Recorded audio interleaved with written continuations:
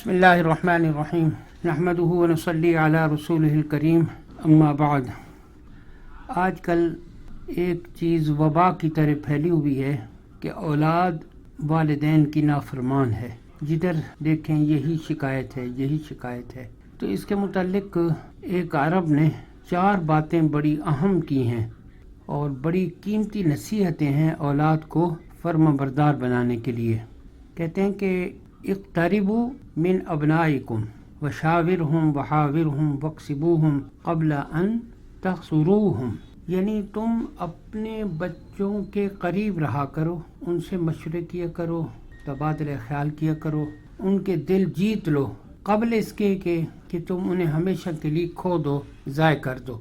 تو والدین کی سب سے اول اور سب سے بڑی ذمہ داری بچوں کی صحیح تعلیم و تربیت ہوتی ہے۔ بچپن اور لڑکپن کا جو زمانہ ہے یہ بے شعوری اور بے خیالی کا دور ہوتا ہے۔ اس وقت بچے بڑوں کے رحم و کرم کے محتاج ہوتے ہیں۔ بچے انہی کو اپنا محسن سمجھتے ہیں جو انہیں اپنے قریب رکھتے ہیں، ان سے پیار کرتے ہیں۔ تو بہترین تربیت جو قربت اور انسیت سے ممکن ہے، ڈانٹ ڈپٹ اور مار دھاڑ سے ہرگز ویسی ممکن نہیں۔ سیرت النبی میں حضور صلی اللہ علیہ وسلم کی سیرت میں بچوں کے ساتھ آپ صلی اللہ علیہ وسلم کے حسن سلوک کا جائزہ لیں تو آپ صلی اللہ علیہ وسلم بہترین مربی اور بچوں پر خاص رحم کرنے والے نظر آئیں گے۔ آپ صلی اللہ علیہ وسلم نے بچوں کے ساتھ نرمی، محبت، عاطفت، ملاطفت کا درس نہ صرف اپنی تعلیمات ہی کے ذریعے دیا بلکہ اپنے عمل سے بھی اس کا ثبوت پیش فرمایا۔ آپ صلی اللہ علیہ وسلم نے بچوں کے بچپنے کا ہر لحاظ سے خیال رکھا، اپنی تمام تر بلند شان کے باوجود ان کے ساتھ کھیلے بھی ہیں اور کبھی ان پر سختی نہیں فرمائی۔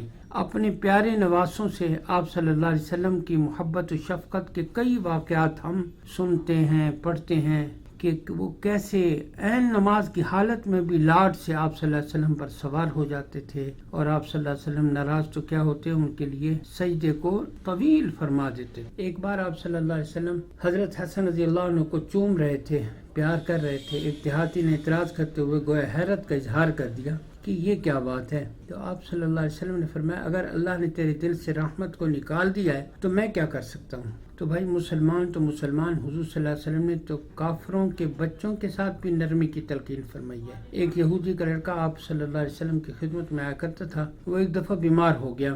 آپ صلی اللہ علیہ وسلم نے خود تشریف لے جا کر اس کی عادت فرمائی، اس بچے کے سرہانے بیٹھے، پھر اس بچے سے فرمایا اسلام قبول کر لو۔ اس بچے نے اپنے والد پر نظر ڈالی، والد نے بھی کہا حضور صلی اللہ علیہ وسلم کی اطاعت کرو، لہذا وہ بچہ مسلمان ہو گیا۔ آپ صلی اللہ علیہ وسلم یہ کہتے ہوئے تشریف لے گئے تمام تعریفیں اسی اللہ کے لیے ہیں جس نے اس کو آگ سے بچا لیا۔ آج اس اسوہ حسنہ کی روشنی میں ہم اپنے سلوک کا جائزہ لیں تو معلوم ہوگا کہ کافر اور غیر کے بچے تو الگ، ہم اپنے بچوں اپنے خون کے ساتھ کیسا بیگانوں والا سلوک کرتے ہیں۔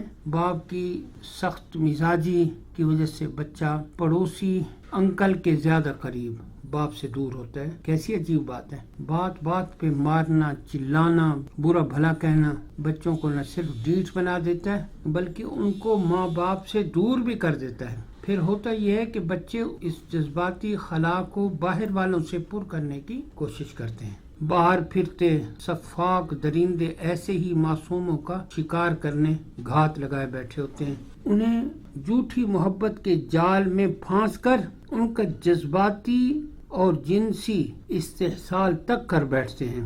تو بھائی گھر میں خود بچے سے متعلق امور میں بھی اس سے کوئی مشورہ نہیں ہوتا، نہ اس سے رہ لی جاتی ہے، نہ اس کی پسند ناپسند کا خیال رکھا جاتا ہے۔ ہر وقت ہر بات میں بس اپنی مرضی چلائی بلکہ باقاعدہ ٹھونسی جاتی ہے۔ ایسا ایسا والدین اور بچوں کے درمیان ایک ایسی اجنبیت کی دیوار کھڑی ہونے لگتی ہے کہ پھر بچہ کسی جذباتی کشمکش کا شکار ہو جائے اور اس کے ساتھ کچھ غلط ہونے لگے تو وہ چاہتے ہوئے بھی اپنی بات والدین سے شیئر نہیں کرے، اور یوں یہ صورتحال کبھی خدا نخواستہ ناقابل تلافی نقصان کا باعث بن جاتی ہے۔ تو بھائی یاد رکھیے، انگلی پکڑ کر چلانے والے ہاتھ جب ہاتھ چھوڑ دیں تو پھر جانے کون کون انگلیاں پکڑتا ہے اور کس کس سمت لے جاتا ہے۔ اپنے احساسات کو جھنجھوڑیے، اپنی بھائی غفلت کو دور کیجیے، مستقبل کے ان ہونہار نونہال بچوں کو اپنے سے قریب کیجیے، ان سے مشورے کیجیے، انہیں اہمیت کا احساس دلائیے، گاہے بگاہے ان کے ساتھ تبادلہ خیال کیجیے اور ان کے دل جیت لیجیے